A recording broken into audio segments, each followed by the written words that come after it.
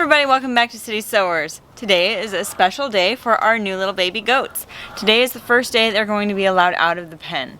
Now, disclaimer on that is the fact that they are way smaller than our 4-week-old babies, or 4.5-week-old now, and so they cannot be out at the same time as the older guys.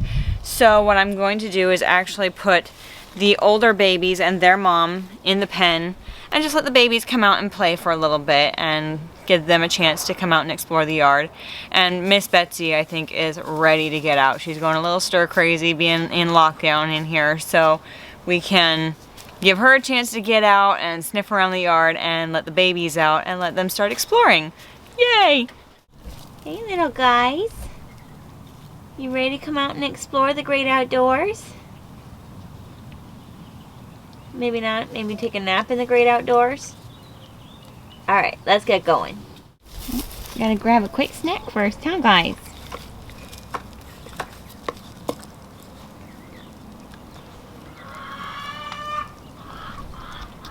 Little Rosie.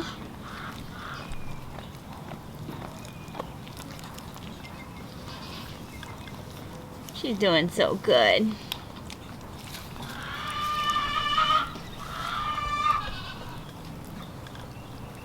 Cutie pies.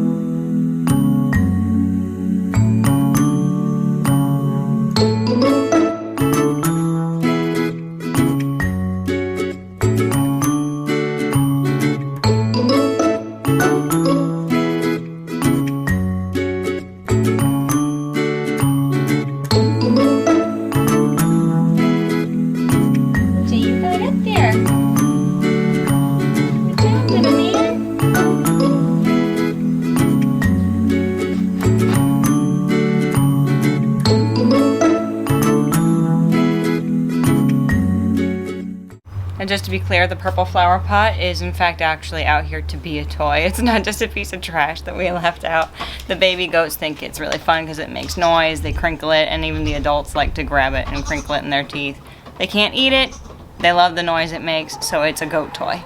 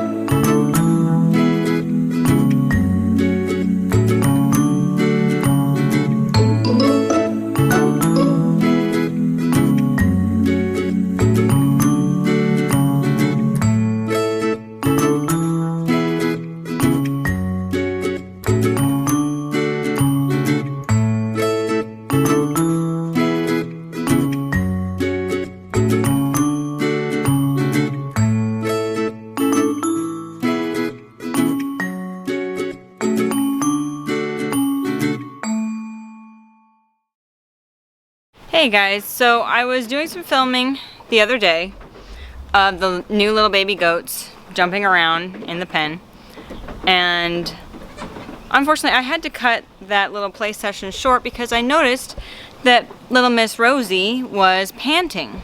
Now the weather that day was only about 81 degrees out, and there's no way that she should have been panting. She wasn't active enough to have increased her own body temperature that much. And so I brought her inside, took her temperature. She was over 104, and normal for a goat is 101, 102. Babies can get a little higher because they don't thermoregulate as well. But, so I wasn't super worried yet. I helped her cool down by just putting some cool water on her legs and on her ears and letting that evaporate. But it took a little longer to bring her temperature down than I would have liked, and so I decided to check on her in a couple of hours, which I did, and her temperature had jumped back up to 104.5. And when she was in the house, I'd gotten her down to about 103. And so I knew that she had an actual fever, so I called my goat mentor and went ahead and took her over there. And by the time we got over there, which is about a 25-minute drive, but she was up to 105.4. So her fever was climbing. And so we listened to her lungs, and turns out that she has actually contracted pneumonia. Now, she probably got it because she breathed some of the amniotic fluid when she was born, and if you watch that video, you can see that I was having to do a lot of work to get her to take a good breath. She had a lot of fluid in her lungs. So it's not terribly surprising that she got pneumonia. So now she is on antibiotics. She's on biomycin and penicillin. She gets one of those every 12 hours, so alternating whichever one that we're using. So she's on medication. She got a fever reducer that first day, and it brought her fever down, and it has stayed down in normal ranges ever since. And she's doing okay. She's eating. Sorry, got under the tree. She's nursing. She's still with mom. She's been on antibiotics now for a couple of days. The big thing is that she has not gotten any worse, because honestly, if she'd gotten much worse, she probably would no longer be with us. But she's eating on her own. Her fever has not returned, and I'm hoping that here either tonight or tomorrow morning we're going to start seeing that turnaround, and she's going to start getting better. Here's our beautiful little patient. Hi, Rosie.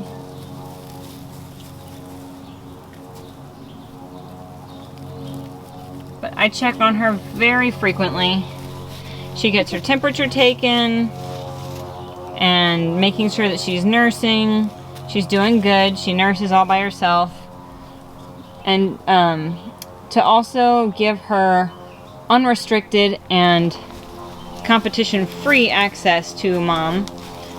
Her brothers actually go in this kennel over here at night. Now they don't get locked up as long as the big babies. The big babies go in here. The little baby boys go in here. Now what I have been doing for locking the boys up is that I will separate them from Betsy when I'm getting ready to go to bed. And then when I get up in the morning, first thing they get let out.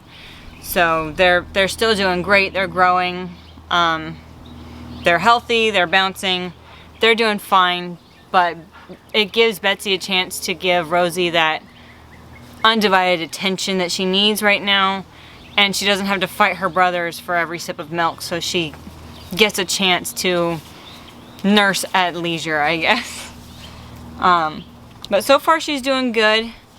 We're still staying hopeful. We're still praying that she's going to pull through it. But at this point, she hasn't gotten any worse.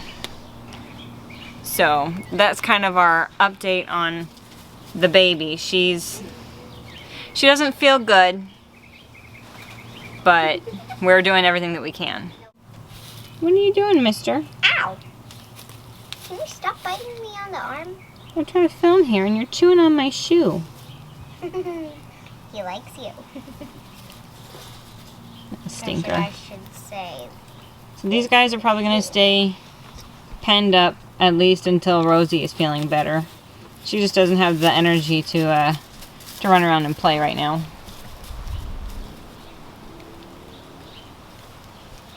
Mom. Audrey, don't let him chew on your fingers. Mom, Betsy really likes me. She's chewing on my dress. Yeah, I can't imagine where Betsy's babies get the chewing. Where? Betsy's a chewer. Betsy is the goat that chews on me if I'm not paying her enough attention. She doesn't destroy clothing, but she lets you know that she wants some attention. So she's not known for being a love from afar kind of goat. Like right now. Betsy, are you being a brat? No, no, See? no, no. Stop that. Now I have to hold two babies. So she doesn't hurt. She's just like, hey, Stop. pet me. Though I have noticed that there's a lot more licking since she had the babies. She licks, licks, licks, and then chews.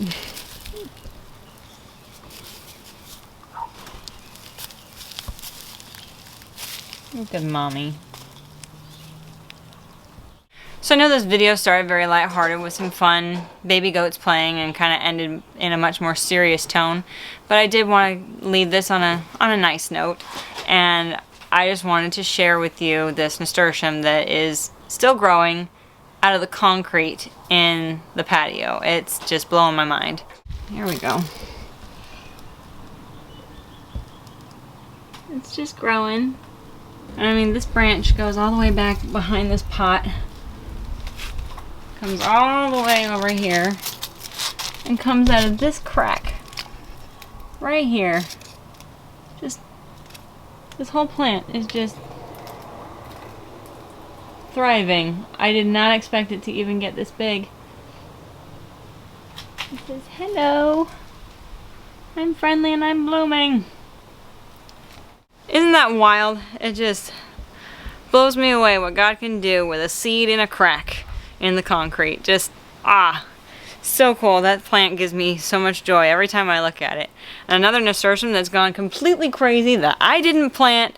It's just a volunteer that came back after dropping seeds from actually a pot next to where the spot is. It's going crazy over here on the fence. This thing has taken over this fence. Now this year I'm not using this fence as a trellis, so I'm just letting it do its own thing. It's going crazy. You know, last year I had pole beans all up and down this stretch, but it didn't do well because it had problems with the watering, and we're still trying to work out our watering issues this year. And so instead I have okra all down here, which are finally starting to take off. But anyway, we can do a full garden update at another date.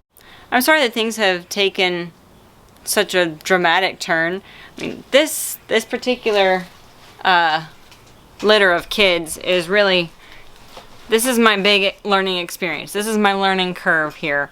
Because last year we had two baby goats that were totally healthy, had no problems. And then Jane gave us another totally healthy litter, and then Betsy gave us these babies that are a little bit smaller, require a little more care, and even little Washington, the little blonde baby, had some tummy problems and got constipated one day. So I had to figure out how to give a goat an enema. That was another learning experience for me. And now we've got little Rosie, who is oh so tiny at birth and is now struggling with pneumonia. So this is a good experience for me, and I'm hoping that maybe someone else can learn that even if you're doing things right, things can still go wrong. Like, I haven't made any mistakes with my babies. It's just that things just happen and you have to learn how to roll with those punches.